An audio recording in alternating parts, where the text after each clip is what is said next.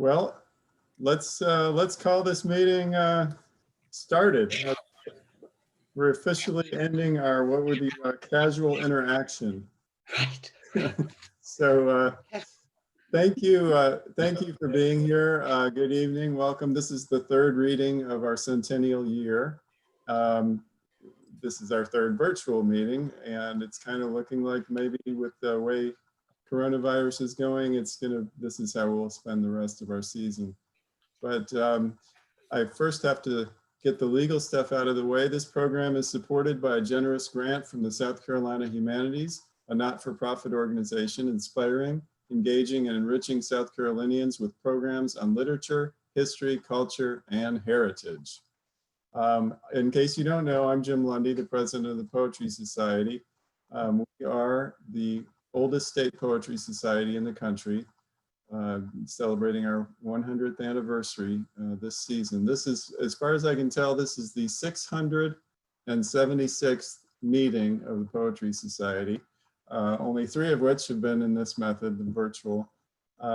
This season is like no other, but the fact that we're here on the internet instead of in person is the culmination of a lot of work on the part of our dedicated all-volunteer board, and I want to thank you immensely. No one could hope for a better board than we have here. If there are any hiccups tonight, we did have a few last month. This is Friday the 13th, and it's Friday the 13th of 2020, so maybe that makes it even worse. So just bear with us if we have any problems. We want to remind you, if you haven't already, and if you want to renew your membership or join. The year's only 3 meetings underway, so this is a great time to join. And you can do that on our website, Poetry Society SC, so Poetry Society spelled out and then sc.org. And you can join online or through the regular mail. There's instructions on our website. Also, I want to remind you that our contests are still open for 2 more days. The fall contest, there's $1,350 in prize money up for grabs, plus the Susan Lauder-Myers Scholarship, which is, I think, $1,000 prize, basically. So that's next summer. So all that's up for grabs, and you have time. All the submissions are handled online. So if you can get that in before, I believe, midnight of November 15th, you are in the running officially.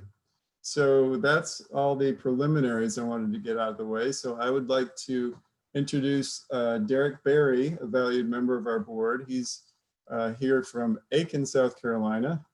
I guess it doesn't matter where we are tonight. We're all together. Derek is an archivist, poet, novelist, editor, critic, podcast host, literary organizer, and creative consultant. Also, today is Derek's birthday, so I want to wish him a happy birthday, and I'm pleased that you're here spending it with us tonight. If all goes right, Derek will be the next face you see. Hello, hello. Hello. Okay, hi. Do you see me? I assume. Sorry. I am honored to introduce our opening reader this evening, Aidan Forster. I am certain that Aidan Forster, I think he is 20 or 21 years old, has been named talented and accomplished for their age. But I want to make it clear that they are a talented and accomplished poet, period. Aidan Forster is a queer writer from Greenville, South Carolina, so from our home state here at the Poetry Society of South Carolina. In 2019, YesYes Books published their chapbook, Exit Pastoral, and in 2020, Honeysuckle Press published their chapbook, Wrong June. Their work appears or is forthcoming in the Adroit Journal, Best New Poets 2017, Boats, Columbia Poetry Journal, Copper Nickel, Diagram, Indiana Review, Night Letter, Teen Vogue, and Tin House, among others. They're a poetry reader for Muzzle magazine and serve as an associate editor for Sibling Rivalry Press. They are a graduate of the South Carolina Governor School for the Arts and Humanities Creative Writing Program and currently study literary arts and public health at Brown University. And that is an impressive resume for any poet. I had the pleasure of reading Aidan's poems, particularly the chapbook Exit Pastoral. They are poems of home, poems of leaving home, poems of homecoming, in all senses engaging in that complex meaning.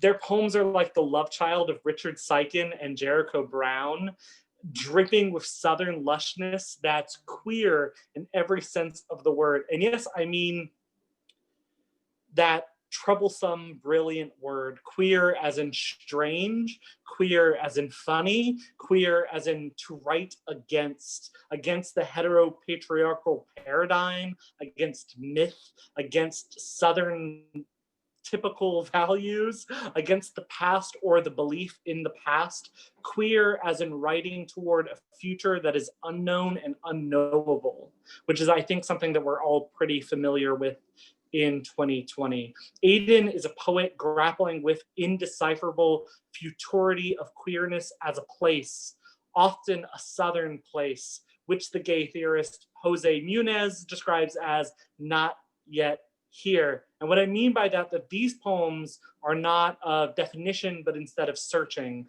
Poems that settle not just for the pleasures of the moment, but the promise of a possible future. Aidan's poems help us to move towards that amorphous, strange, brilliant, queer future.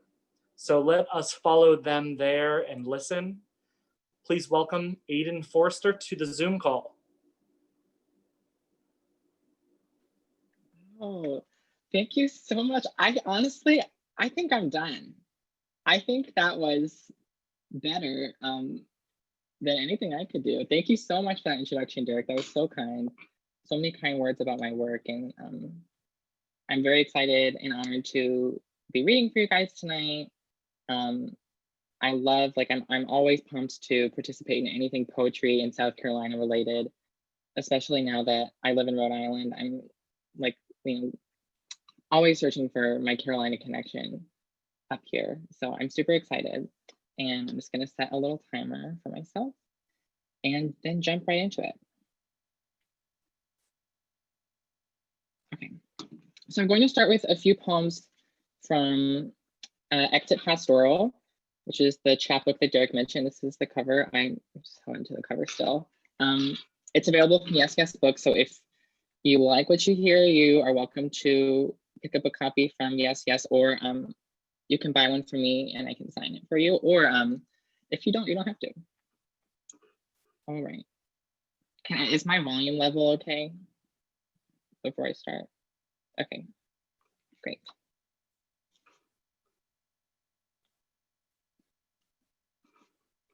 So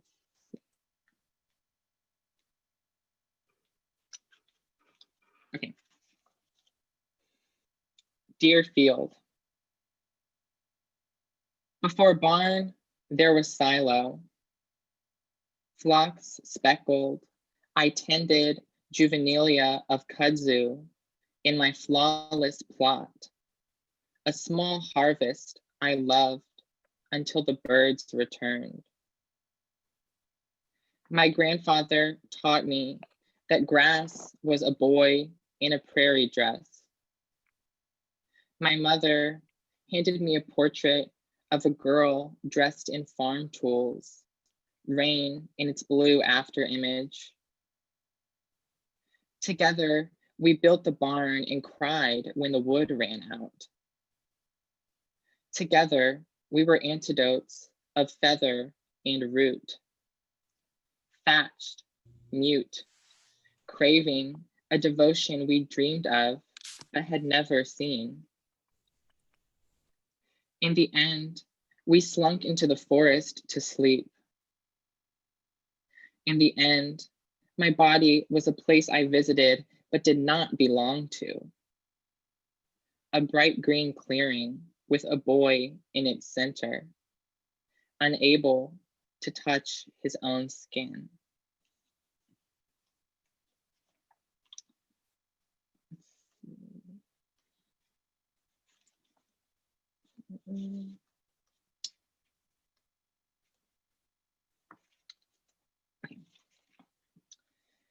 Field notes on rough trade. Before I knew anything, my chest became a mirror in which men saw themselves. A lush bolt of blue silk braided with chest hair. I called it fate, head bent like a broken king. I called it fear, sweat and semen blessing me. I had nothing to throw onto the sheets except myself. My wound leapt like a doe from my back. All this to say, I knew nothing but this sad skin. Or in the small space after one man finishes, another can begin. A window unlocked after a storm. Where is thaw? And who will hold me when it comes? Where are our shirts, one folded within the other?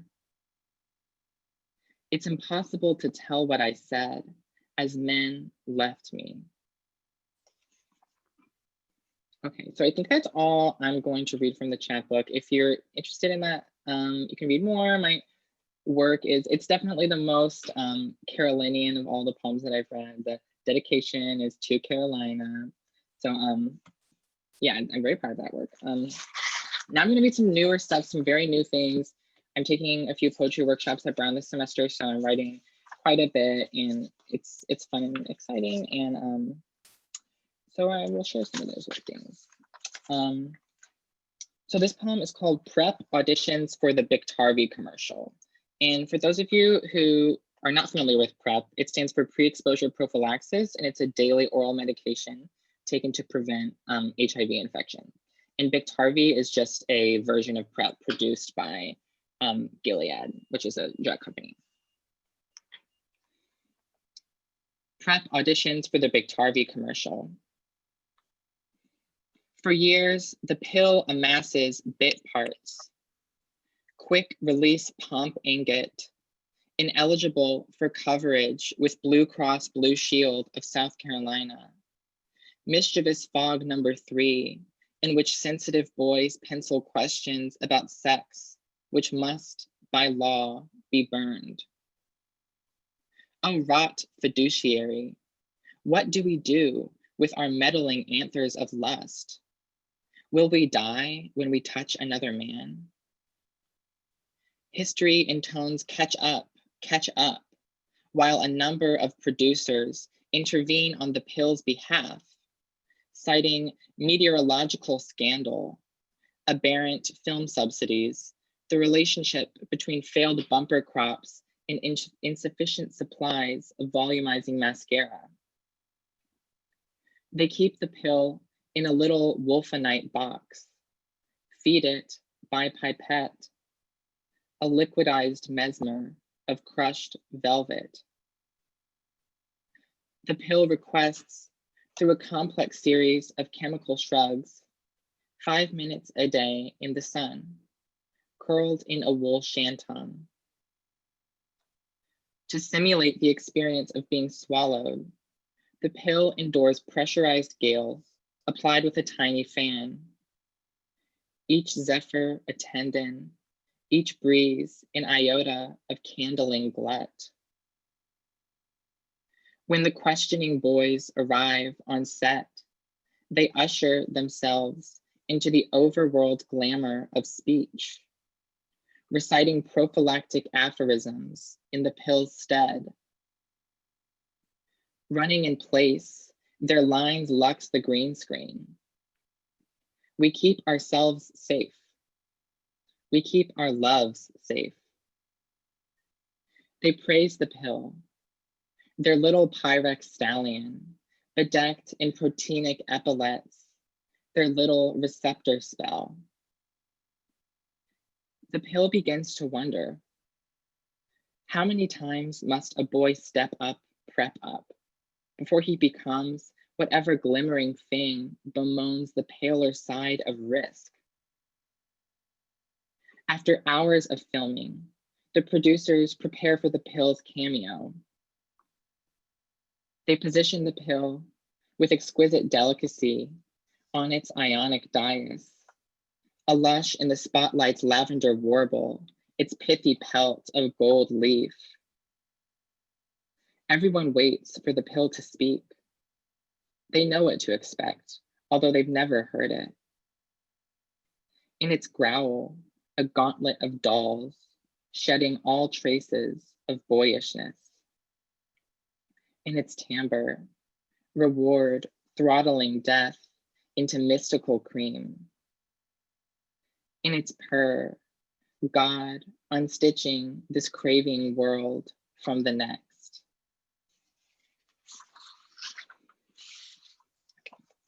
The next poem is called Awful Awful. And an Awful Awful is a drink. It's like a classic Rhode Island drink made from, it's kind of like a milkshake, but it's specific to Rhode Island. They also have a drink called a cabinet.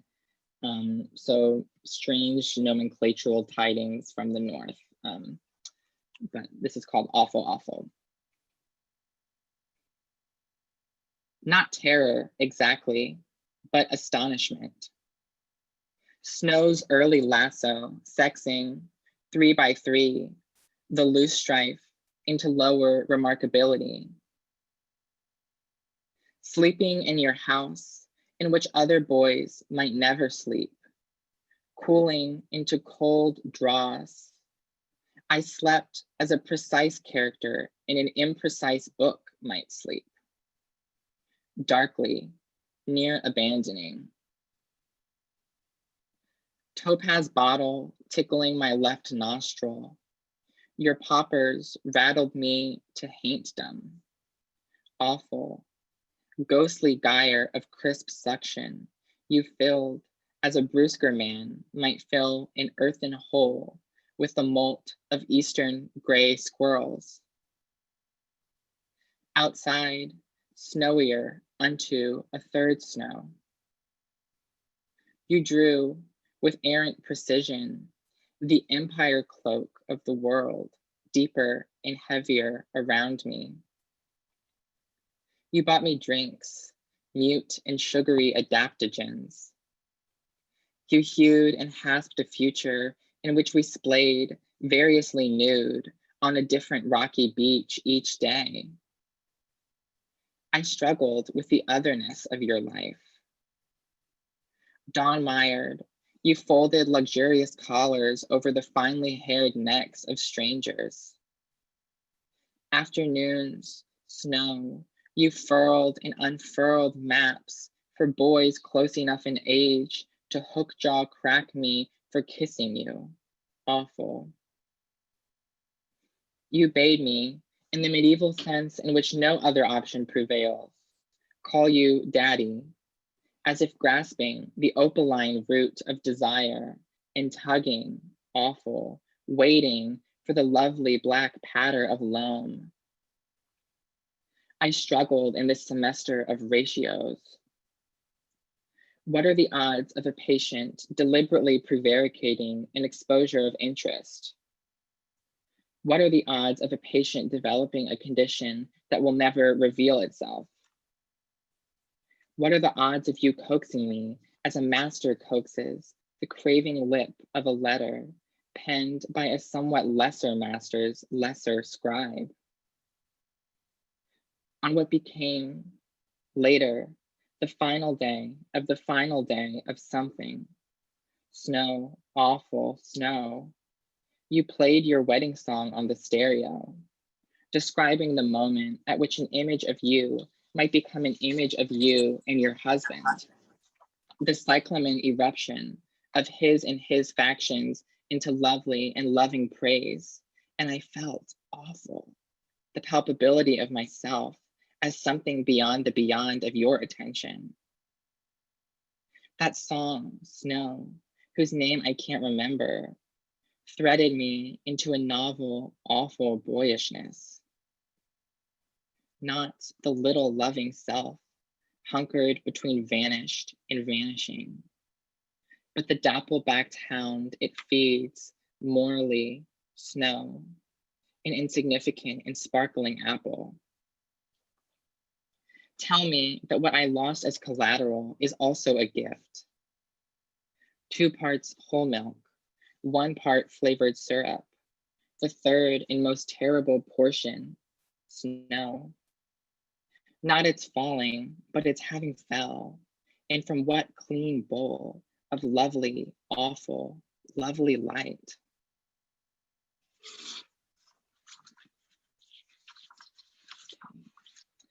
So I'm gonna read one more. A little bit of context. I've been writing a lot of poems about minks, like the small mammal of the mink this semester. I'm in a class called Eco-Poetics in Action, and I've been doing a lot of thinking about the mink as a very queer mammal, both devious, but associated with glamour, impossible to domesticate, and yet farmed profusely. Minks have gotten a lot of attention because they're vectors, they're zoonotic vectors for coronavirus. So minks are being killed by the thousands, actually, in Denmark. Denmark said that this will eliminate their mink trade probably forever. So that's not in this poem, but just some context. The poem is called Mink Portrait as Seasonal Threat Gape. In a threat gape, I'm sure everybody's seen it.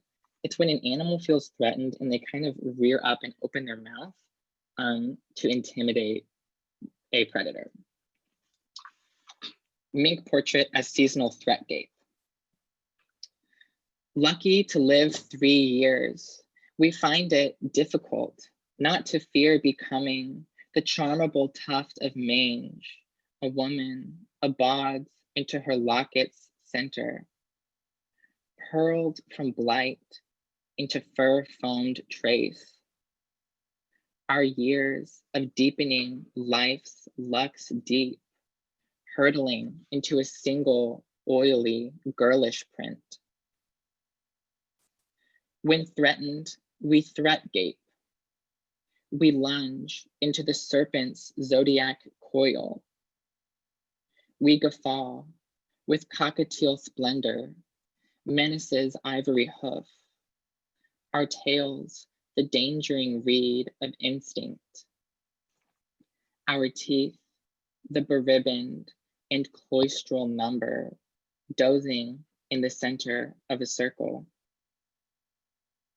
Beautiful, we wax, even in beauty's zone of collapse. Blackish tawny, light tawny, our chins are the fevering white of a long, crisp page inked with all that might wish us harm. Mouths open, a vortex of parochial whir, our 7th seal nearly cracks into speech. Oh, you, who men adore more than themselves, might you save us for some little, some more? Knowing terror lopes by Moore's left hand. Rasputin, calico Rasputin, the forest trills back on its little deciduous piccolo. Small fur bearers with big attitudes, the men chant, in their treatises on doom and its watershed. We understand ourselves as the animal referent of the first man's first fright, and plenitude its terrible source. Which round thing carries the most sweet juice? Which bolting thing deserves the spiral cicatrix of this letter, then that? Crass lily, crass gardenia, crass gloxinia, a single petal dooms our maw to overspill. When we imagine the other side of the threat gape, We imagine a garden roiling with newborn minks, a furious heaven over which harm might zoom. When we approach the end of something, we mock its certitude. We demise gape, the project of eternity brambling in our white gums. We smuggle ourselves on a mammalian barge, barreling toward the little green door of human recognition. When we say we will do something gorgeously, how else would you expect us to do it? Thank you very much.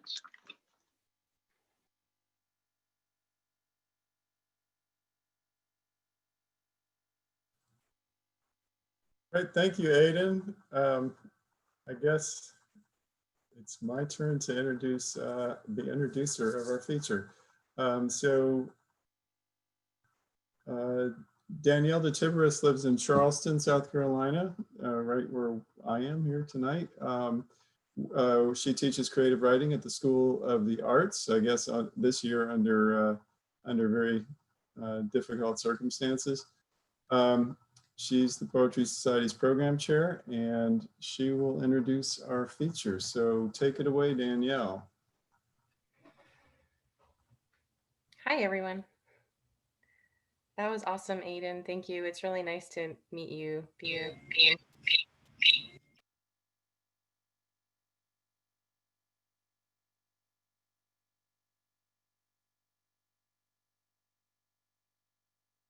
think you're on mute. I thought I unmuted myself. Sorry. Did you hear me say thank you, Aidan? Okay. Oh, it just like reverted? Okay, that's weird. Okay. Laure-Anne Bosselaar is the author of The Hour Between Dog and Wolf, Small Gods of Grief, winner of the Isabella Gardner Prize for Poetry for 2001, and of A New Hunger, an ALA notable book. Four-Way Books published her latest collection, These Many Rooms. Her poetry was featured on Poetry Daily, the Academy of American Poets, and in reviews such as Orion, Georgia Review, 5 Points, Plowshares, and Harvard Review. Garrison Keillor read 4 of her poems on NPR's A Writer's Almanac. A Pushcart Prize recipient, she was also awarded the James Dickey Poetry Prize for 2020. She is the editor of 4 anthologies. You should get them all, they're so good. And taught at Emerson College, Sarah Lawrence College, UCSB, and is a member of the founding faculty at the Solstice Low Residency MFA in Creative Writing Program. Those people are dancing now. And Melissa's here too, but she doesn't have her camera on, but hi, Melissa. I first met Laure-Anne when I was 20 years old. She was the featured poet at a reading that my dear friend organized at the Brookline Booksmith just outside of Boston. It was to be my first public reading, and I was so nervous. My friend Emily told me that I couldn't wimp out because I had to meet Laure-Anne and hear her read. It would change my life, she said, and it did. Laure-Anne started her reading with Kim Adenizio's gorgeous, swaggery poem, What Do Women Want?, as she is ever the champion of contemporary poets. Laure-Anne wouldn't take any money for the no-budget reading, but asked to receive her stipend in the form of McDonald's French fries. The room was rapt as Laure-Anne read from her first collection, The Hour Between Dog and Wolf, truly one of the great titles. I love that book so. When she read the poem Little Sisters of Love and Misery, you could have heard a pin drop. In it, she writes, "This I know, a kind pain breaks in me when I see broken glass or wine spilled. A kind pain, we all have a few." What struck me most about Laure-Anne then and continues to do so all these years later is just how full of life she is, both in her work and off the page. Anyone lucky enough to know Laure-Anne can't help but be charmed by her wit, her vivacity, her talent, her warmth. Even though she has suffered more than her share of trauma, her poems never deny joy, are not bereft of hope. As in the wrenching pontoon Stillbirth, in which she writes, I sometimes go months without remembering you. Some griefs bless us that way, not asking much space. I teach that poem to this day, carry it with me wherever I go. Laure-Anne would end up teaching me in graduate school and becoming a guiding light in my life. She taught me about line breaks and Larry Levis and about the long marriage. Because to know Laure-Anne is to know that she loved and was loved well by the generous, incomparable Kurt Brown. His sudden passing cleaved a great hole in so many lives and in the world of contemporary poetry.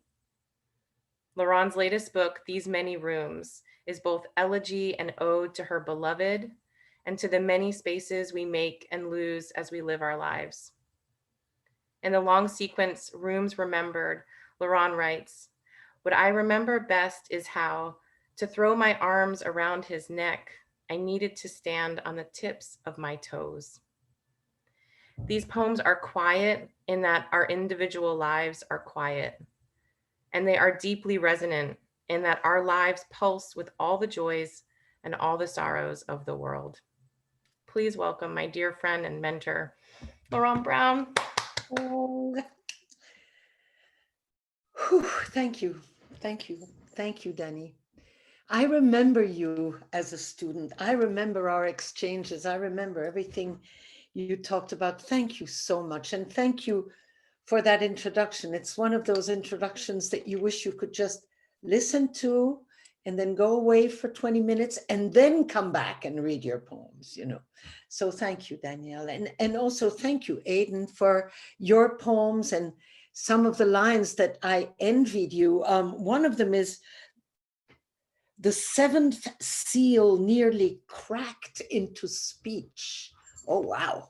I like that a lot. And there's another one about, that's something I've been trying to say for quite a while and couldn't find the words. And then Aidan found them, which is annoying because now I can't use them anymore. And that is hunkered between vanished and vanishing. It's that space I have been trying to define, which you do so well. So thank you also to the Poetry Society of South Carolina for inviting me. And I wish I could hug you, Danny, for that introduction. I love reading poems that I love, so I'm going to start my reading with doing that.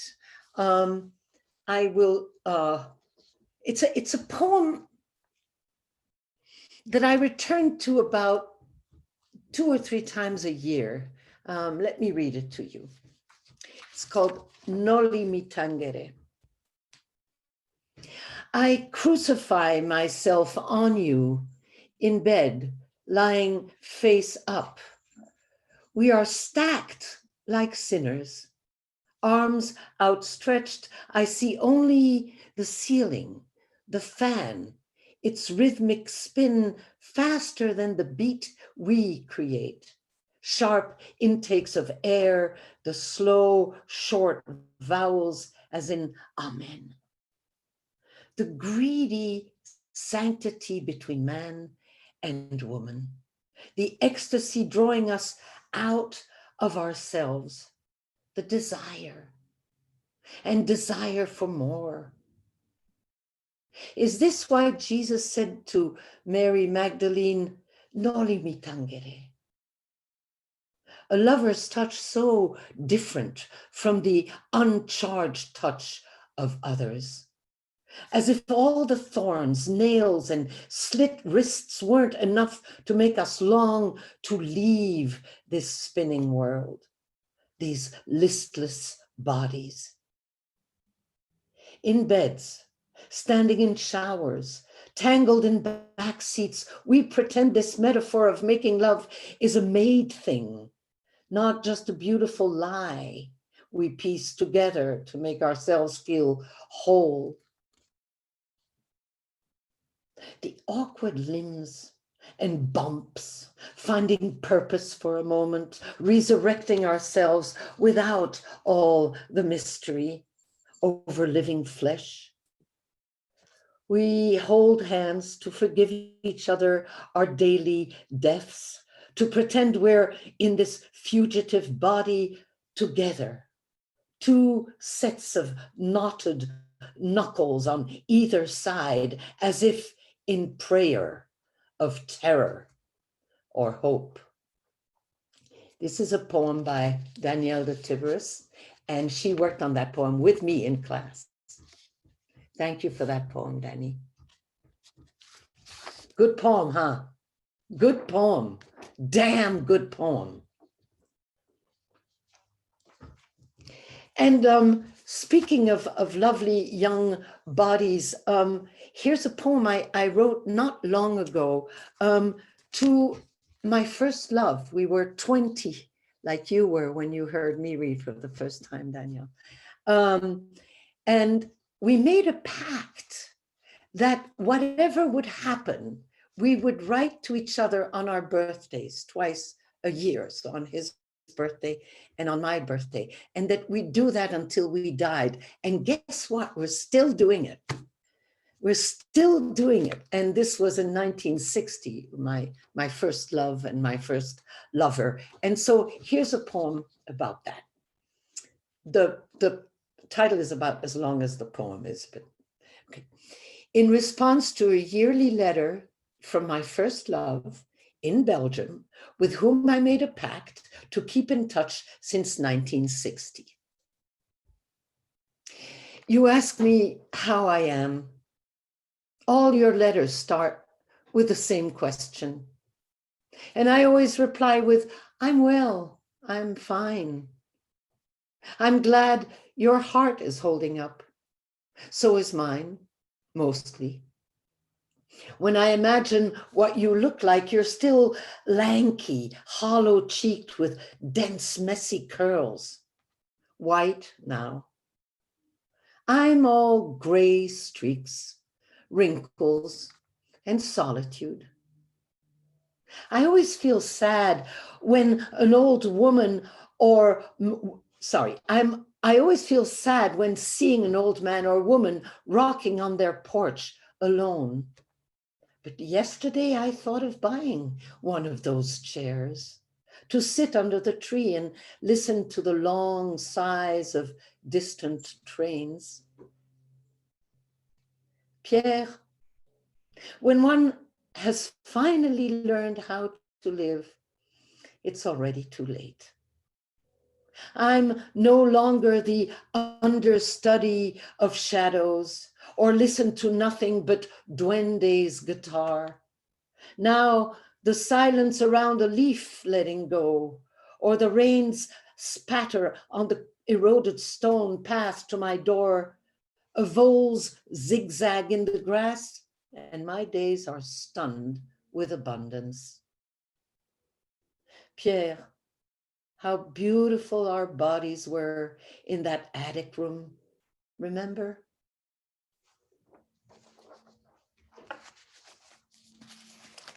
Nostalgia, nostalgia.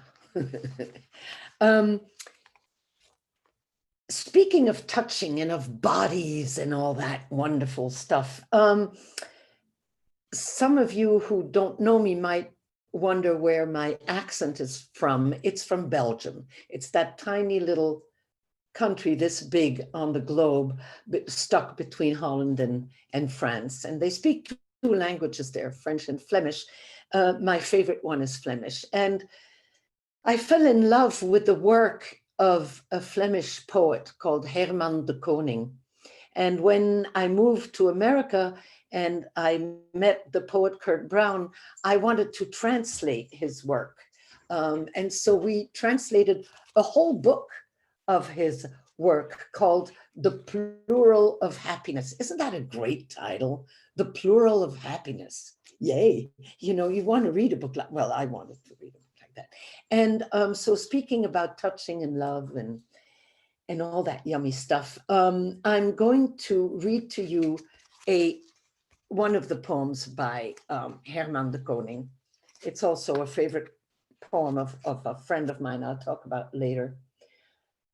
The poem is called, Will I Be Unable to Shut Up? Will I be unable to shut up about your legs that welcomed me with open arms? Or shall I tell you about a distant king whose thoughts of you are changed into the moon by a magician? And will my hands lie on your breasts as softly as snow on the most beautiful mountains I've ever seen?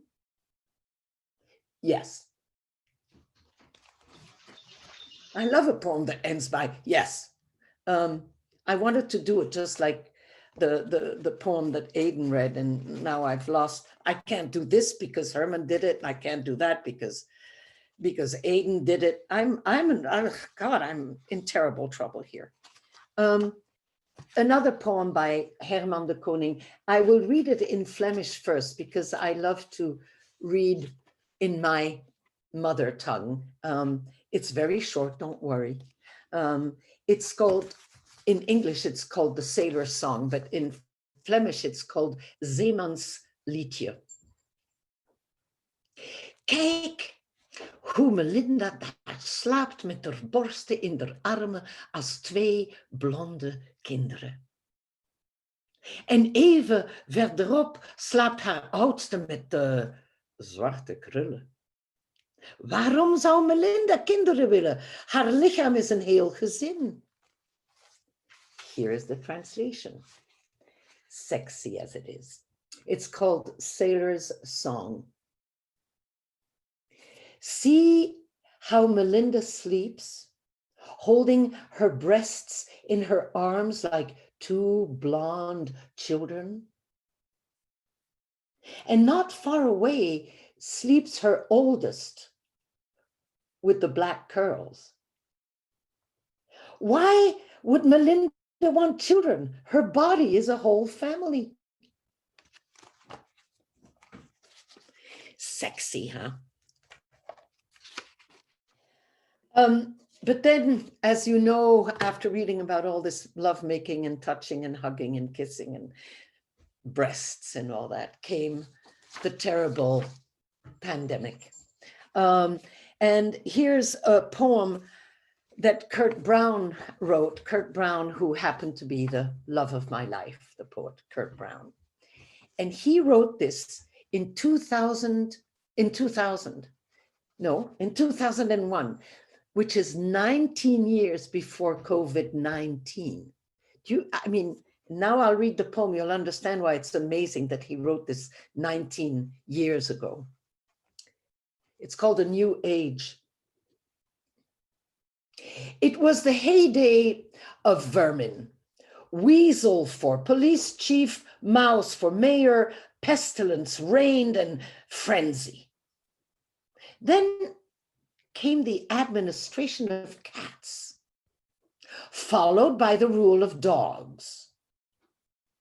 By the time of monkeys, an afternoon dolor gripped the city. Its denizens lay about picking lice off their genitals. This was remedied by the advent of humans. Now streets were cleaned, the feces piled up and dumped beyond the city. All hair was swept clean from all those neglected streets. It was the dawning of a new age. Then came the reign of the lowly virus. 19 years ago. And so I will talk to you about how I lived the quarantine. Kurt Brown passed away. You know, I don't like when people say passed away because I always think died, right? He died. He didn't pass away because passing away makes coming back possible, whereas dying, is dead. So he died in 2013. So quarantine hits and I'm a 77-year-old lady living alone. And this is what I wrote. You know how our world shrinks because of being in quarantine? And yet I've discovered miracles since then. Quarantine. The wait for night's end is almost over. Although it isn't a wait really, it's more like an abeyance, a last breath of dark before the curtains come aflame with light. I lie quiet, breathe in the same new air as this dawning and its clouds. They're barely visible still, but will soon grow red-bellied as the house finch who throws back his head to sing to their passing. Around me, such abandon. Dawn to day, silence to song, clouds to sky, as darkness folds in on itself like origami, and the moon's tallow yields to transparency. Later, from under the tree, I'll look up at that sky, its few breeze-cradled clouds and blue shreds of sky fused by a kintsugi of branches, their bark silvered by the sun. May I be here, still at the day's end. May we lean a while against each other again, that tree and I, against each other and into darker hours too. It has been 9 months since anyone has touched me.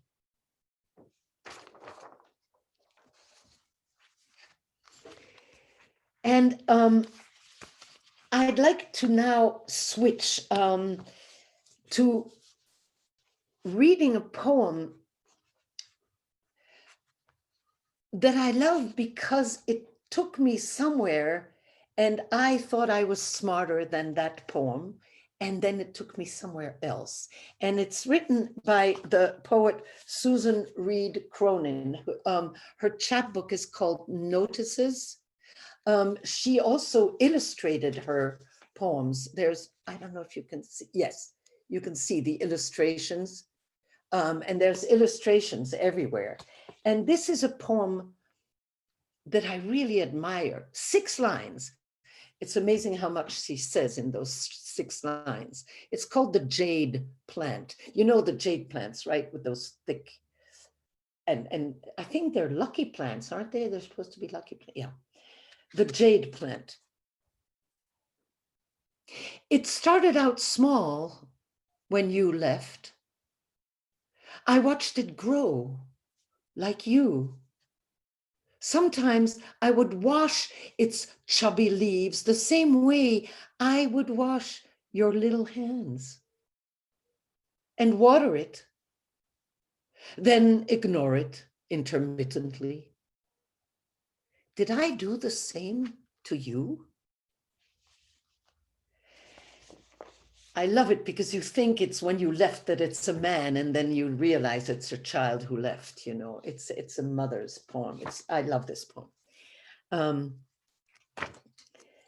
Okay, here's another poem about my garden and my life in this garden and house during the quarantine. It's called To the Marine Layer. The marine layer is a strange phenomenon that only happens on the Central Coast in California. And it rolls in, it's a mist, and it's a suspended mist that rolls in the evening and night. And then in the morning, the sun burns it out again, most of the time. Sometimes it stays suspended there. So this is a poem called To the Marine Layer.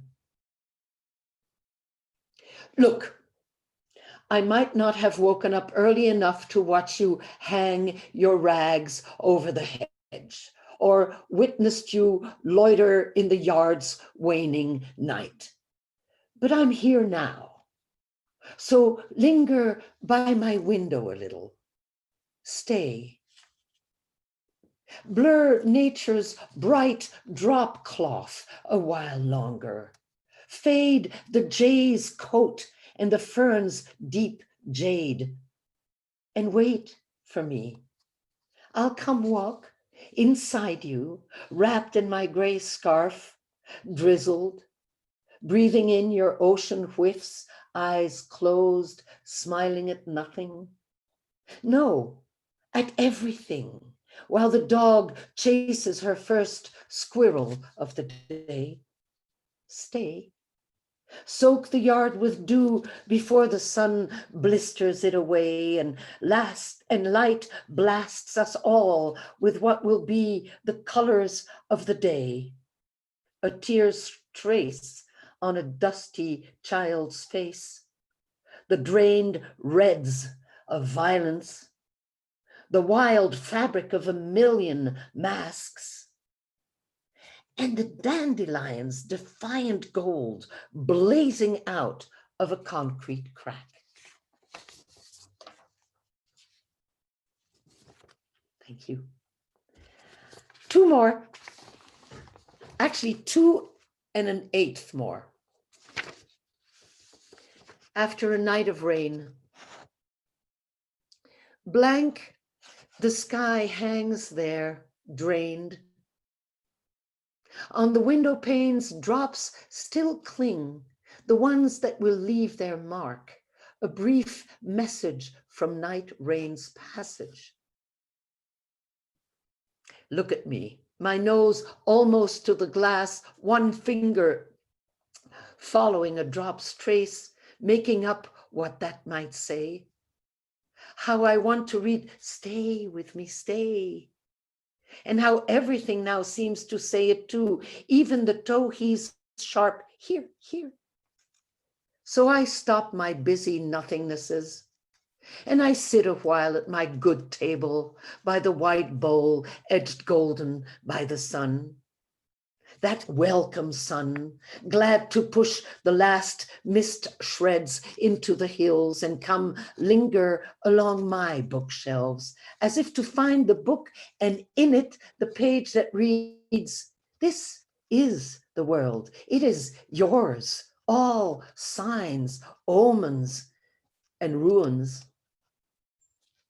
I'll leave this window soon, and my towhee, and it will leave for another garden, while in the west, white and slow, new clouds will gather and billow, beautiful, inside a newborn wind.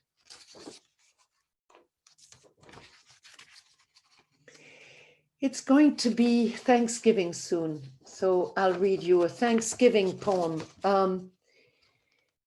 There's one word in the poem that I repeat a few times, and it's miserere, and miserere in Latin means have pity, be pitiful for us or me. Miserere, usually it's miserere nobis, misery on us, right?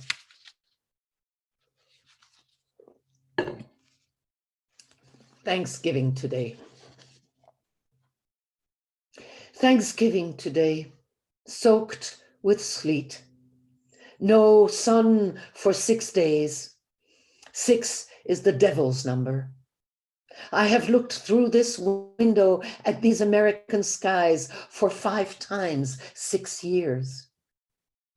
This is my 3rd garden. The first 2 blossomed in Belgium, where there is no Thanksgiving, where my father is buried, where I was raised and raped, where I worked, where I had 5 lovers, but I loved only 1, where I gave birth to 3 children, a blonde son, a dead daughter, a blonde daughter. 2 trees grew in my first garden. Because of North Sea winds, they fused into one trunk, and it wounded them at first, that rubbing together, the frailest tree losing sap for months, a lucid sap that glued them to each other at last, and I saw it as an omen for my life. I give thanks for the lowlands in Belgium, And for Flanders, her canals and taciturn skies, for tall ships on the river Scheldt, for coal pyramids on Wallonia, and for the color of hop and the hop pickers' songs, and for Antwerp's whores who woo sailors in 6 different tongues. 6 is the devil's number. My grandfather and a farmer killed 6 German soldiers and threw them in a Flemish moor. I can no longer give thanks for that. I ask mercy, miserere. Before I die, I'll plant a larch by that moor, miserere. I prayed 6 times for the death of my Jew-hater father. I ask mercy for that also because it's Thanksgiving today. I give thanks for my son and daughter, for the man I still love who taught me a new language, and for this garden's trees. When I left for this vast continent, I stole a leaf from the tree behind Apollinaire's grave, sand from the river Scheldt, an inch of barbed wire from a concentration camp near Antwerp, but no weed, not a seed of it growing from my father's ashes. In Belgium, the day is almost over. A young millennium already wages its merciless wars. Miserere. A jacaranda blooms in my garden now, and 2 olive trees, one for my son, one for my daughter. And far from a moor in Flanders, I still pray, miserere, but for America now, for America.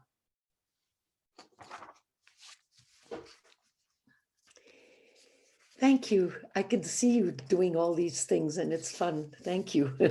And this is my last poem. It's not mine. It's a poem by Kurt Brown that I found in his draft poems after he died. And it was the most beautiful goodbye letter that he ever wrote. And this is the poem. That kiss I failed to give you, how can you forgive me? The kiss I would have spent on you is still there within me. It will probably die there, but it will be the last of me to die. Thank you.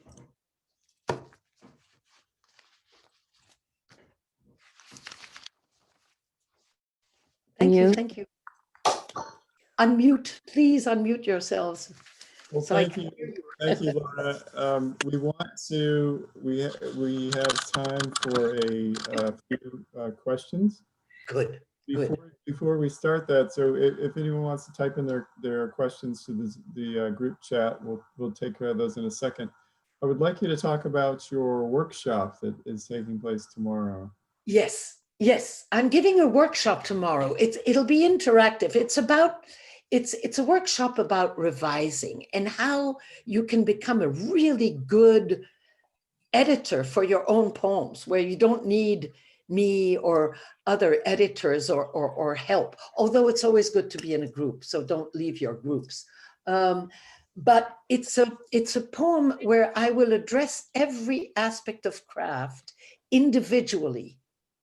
I would like you to bring, if you want to come to this workshop, to bring 5 by 7, but I don't care what size. It's better 5 by 7 because then you can take a lot of notes, but bring some index cards. If you don't have them, bring a notepad and maybe you can copy what I'm going to ask you to put on those index cards, on the cards once you have index cards, right? We're going to read a lot of poems. We're going to find examples of my aspects of craft, and we're going to talk and exchange and chit chat and have fun. That's it. That was the academic description of my workshop. because as you can hear and guess, I'm a very strict academician. You believe me, don't you? No. No, okay, No. that's right. Okay. So are you all on? No, everybody's muted. Unmute yourselves, ask questions. We want to get the questions from the chat. Oh, So, I see. so far I don't see any. You can choose the view chat down at the bottom. Do you see that? Yes, oh, I see. Okay, okay. Okay. I was hoping that I could hear them. Would that be okay if you unmute everybody, and we just talk? If we do just one at a time. Okay, okay, okay, okay. Oh, Melissa, is she there? Where are you? She's probably on page 2 here, right? Where's Melissa? Wait, oh no, she's there, but she's muted. I mean, she's non-videoed. Also, a few people, as we're gathering the strength and the courage to ask Laure-Anne our burning questions, I just saw that somebody, asked, how do I sign up for the class? So I'm not sure if it's full. I think this might be our biggest class yet. So because why is there a number? You don't know. I think we had like 40 people sign up, and we were maybe wondering if that was maybe the cap. But we can discuss this as a board after we're done. But if we open it up, then you would go to our website and you will find the event and click register for the event. And the same kind of situation will happen where you'll get a Zoom link, and you can join that. And that is 1 to 3 Eastern Standard Time tomorrow. Okay. Okay, so now I'm supposed to look at the chat, right? Okay, Paul asked, one of your poems was very personal. Do you have any reluctance with sharing such that's actually a very good question. Paul, thank you for asking it. I presume you're talking about the Thanksgiving poem where yes, okay. I think that joy, resilience, and openness are the best middle finger raised to violence. And I was going to do it, but Danielle said I should behave, so I'm going to behave. It's the best middle finger raised to cruelty and to incest and into all those. Also, in my first book, I speak of sexual abuse by nuns, and all this, I think, if brought publicly with a straight back, no lowered eyes, and a proof that one can survive it with great joy and pleasure, let's do it. Let's do it. But I also deeply respect people who decide not to do it and to hide it and to keep it to themselves. I'm not preaching at all. I'm just saying, so many, Paul, here's the thing. I've read this Thanksgiving poem a few times, right? In non-COVID situations. You can't imagine how many people came and said, God, you make me want to write it too and just say it, right? And it's like going like that, right? And I don't know how to say it. I can show it more than I can say it. Does that answer your question? Yeah, thank you. Thank you. Losing my daughter also, that poem took me 31 years, by the way. It was 5 pages long, then it was a sonnet, then it was, the 3 pages, and then it was a narrative, and then one day, actually, while I was teaching at the Solstice Low Residency MFA program, one of the best programs in the country, where Danielle went and also Melissa went. I wrote it, I was teaching the pantoum, and I went, what if I tried writing about that stillbirth using the pantoum shape? And it worked. It fell together. Only took me 31 years, but you know, who's counting? Right? Okay. Okay, question. Oh, should I go to chat? Okay. And if you're interested, oh no, that's Meg. Meg selling me. That's not a question. I do have a question, Laure-Anne. Go.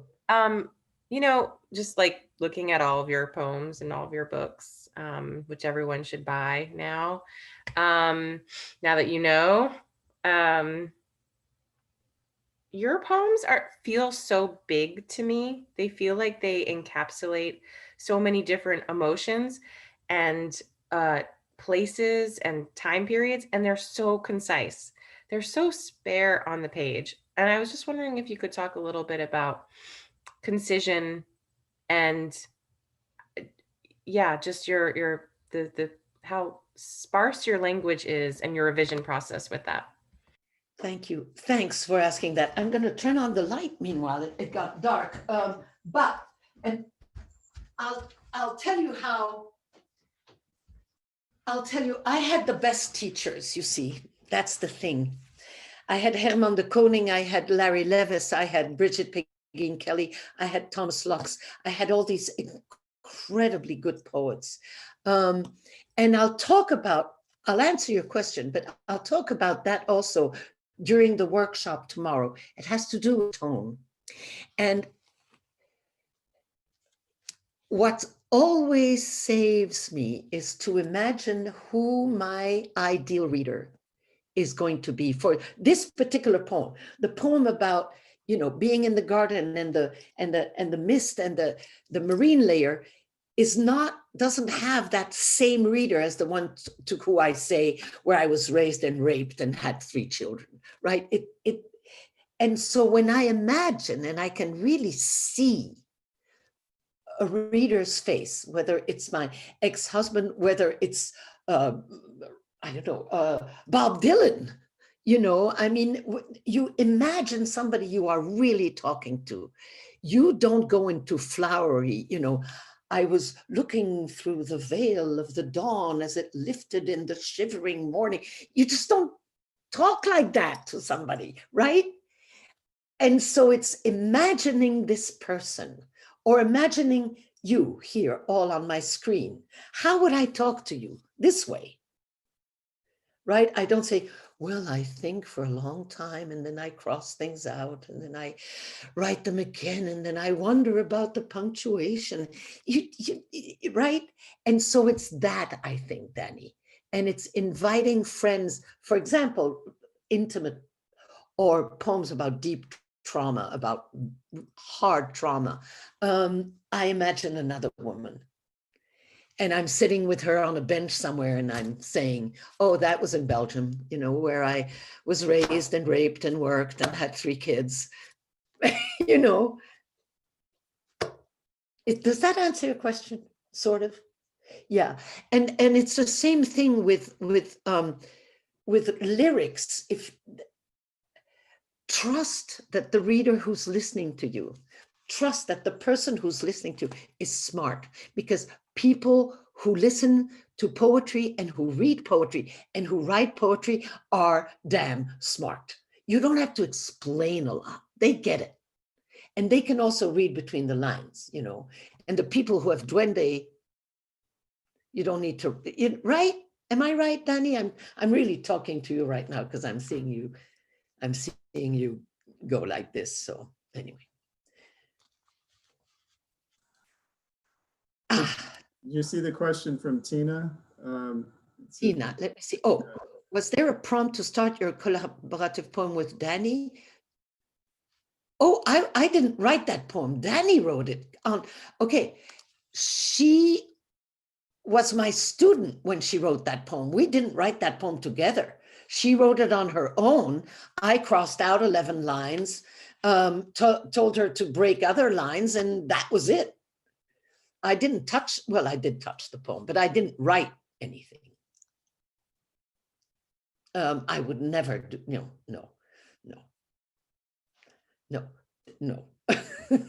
I'm sorry, but that's a big no-no, is to write a student's poem, you don't touch it, you just take things off. I had do I have time? Do I have time? Okay, I had a teacher called Thomas Lux, and I would send him my poems, here's my poems.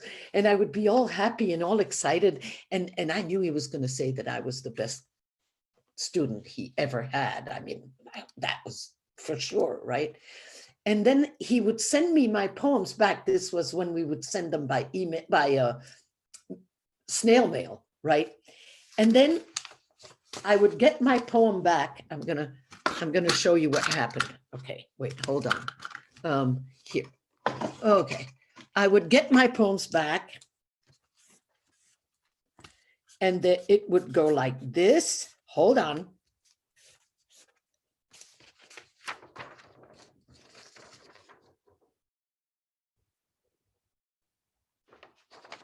Nah. What do you mean, nah? I'm paying to learn things, and you're going, nah. And after 11 or 12, nah, I got it. I understood. Trust the reader. Nah, you don't need to say that. Stick to the core, right? But he hurt my feelings. Boy, did he hurt my feelings. And I think of him every day now. When I write, he's on my shoulder going, nah, nah, nah, So I don't even have to write it anymore. I mean, it's before I think it, and then it's gone. I don't have to type it. We have a couple more questions. Okay, chat. Okay, I'm not good at this. No, there was a prompt. No, there's where. There's two questions about Larry. Yeah, can you talk about learning from Larry Levis? I loved his work. And do you have any fond memories of Warren Wilson Low-Res program back in the 90s? He was your advisor, right? It was, and I'm sure it still is. It was an amazing program, really. But Bridget Pegeen Kelly, Larry Levis, Thomas Lux, Stephen Dobbins, and you can't. They were really big poets. And I guess that what I learned in that program was humility. I arrived at the program, the first day of the program, I arrived standing on a 16-foot pedestal. You couldn't see me. You could just see the tips of my toes on the pedestal. I was so high, and boy, did I ever fall on my face. Just working with Larry and Larry's, what I learned from Larry, so that I can also bring things to you. What I learned from Larry is to trust the associative leap. And the associative leap is when you're writing and you say the beautiful table, and as you type the beautiful table, you suddenly remember a table or a bowl or somebody sitting at a table, and you switch, you just throw a wrench in the poem by directly going, that day at the table when my grandfather, blah, blah, blah. And although you're talking about another table, trust that the reader will associate with you. Trust that the reader will accompany you as you go from one to the other. Don't narrow your poems into staying in one place all the time, although the best lyrics are different, right? Lyrics, if you look at Rainer Maria Rilke, he stays in his brain, full stop, for how many elegies. But you get my rift, right? You trust that the reader will accompany you if you are absolutely honest. And if you're trying to trick him or her, your poem fails. It's the raw honesty. It's saying things as they are, really. And that's Larry. I mean, when you read his poems, you think he's talking to you, period, right? Everybody who knows Larry Lefferts's work, it's, my God, he's talking to me. He gets me, he understands me, he's there for me. He's my poet, he's right. That's genius, you know. Oh, I guess we have time for one more. If you have okay, a question out there. okay. We had one from Melissa that doesn't look like was addressed. Wait, can you talk about, okay. I miss him too, by the way. Who said about, who is WM? WM, is that your name, Wum? I think that's William. Oh, okay, Yeah. sorry. You just answered my question. Okay, William Epis, yeah, I answered your question. I miss him Yeah. too, William. I miss him, Thank you. yeah. I miss him a whole lot. There's, And what, there's a question from Yes. Melissa I Varna. was just going to say, ask Laure-Anne if she could talk about the power of form and whether or not whether sometimes the form can help to inform the poem's content, and whether or not certain poetic forms can help the poet come to understand what the poem wants to say. Here you were speaking about the stillbirth poem and how the pantoum sort of helped you come to that. And I was wondering, just generally speaking. right. Melissa, how form informs the content. That is all you need to say. All we have is a flat paper with flat black scribblings on it, people. That's all we have. We have no color, we have no sound, we have no 3 dimension, we're screwed, right? So at least use the page. Okay, use the page and decide if these are long lined couplets, it better be something about the writer and you. It better not be about a car crash, because that doesn't look like a car crash. That looks like a relationship, right? This is just an example. A pantoum is formal in its repetition, right?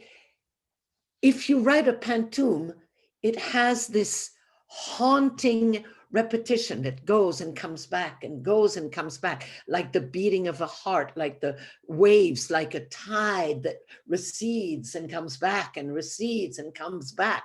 You better be in an emotional moment that is lamenting or trying to understand something, right?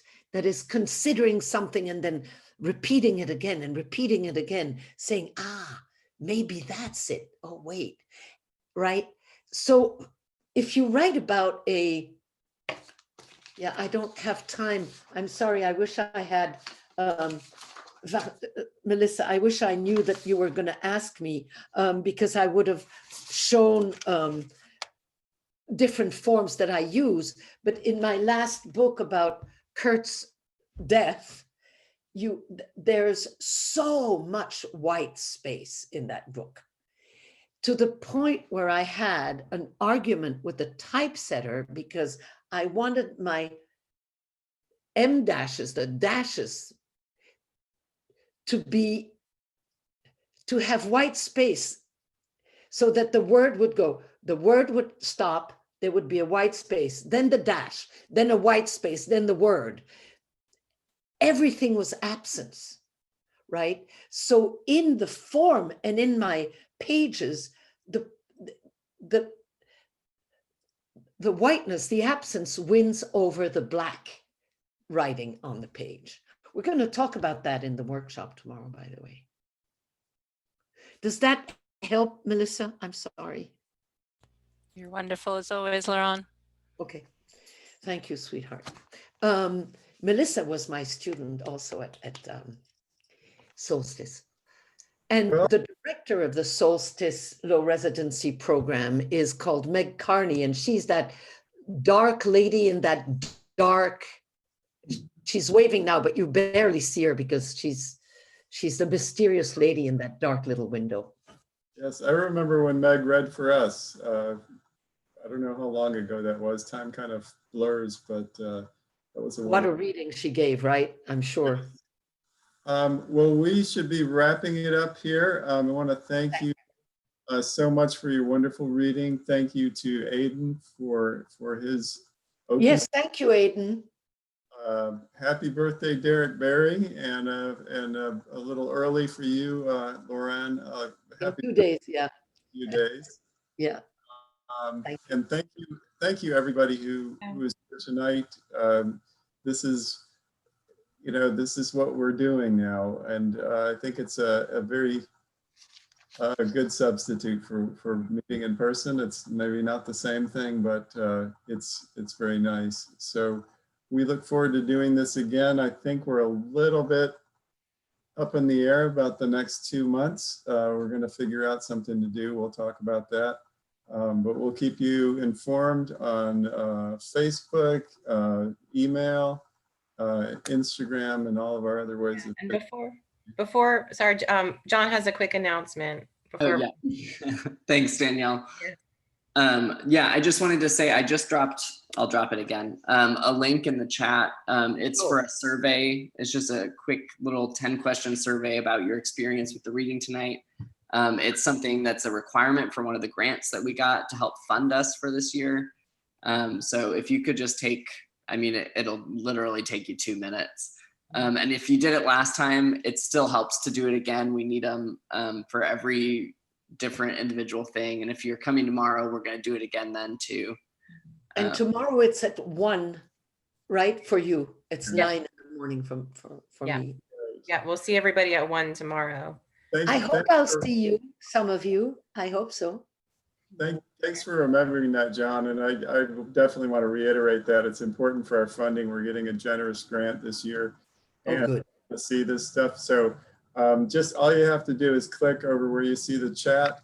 Click on that and do it. It's so fast. It's really fast. So thank you for doing that. Thank you for this wonderful evening. And we will be signing off. So Thanks, Laure-Anne. Thanks, Aidan. Thanks, Derek. Thanks, Jim. Thanks, John. Thanks, Charles. Thanks, Charles. Thanks, everybody. Thanks, Meg. Thank you, everyone. Bye, Melissa. Bye, Meg. Hey, thank you. Bye, Laure-Anne. See you tomorrow. What a Bye-bye. evening. Great. Thank you. Beautiful. So beautiful.